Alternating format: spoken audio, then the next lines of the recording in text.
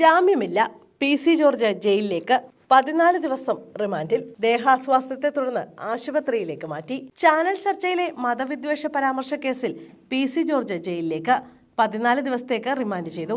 Erattupetta municipal magistrate കോടതി ജാമ്യാപേക്ഷ തള്ളിയ പശ്ചാത്തലത്തിലാണ് തീരുമാനം.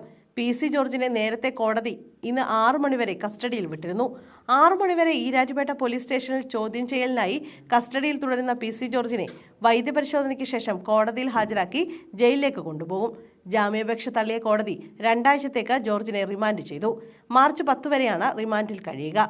പാലാ സബ് ജയിലിലായിരിക്കും PC ജോർജ് റിമാൻഡ് കാലാവധിയിൽ കഴിയുക. കോടതി ഉത്തരവിന് പിന്നാലെ PC ജോർജിന് ദേഹാസ്വാസ്ഥ്യമുണ്ടായി.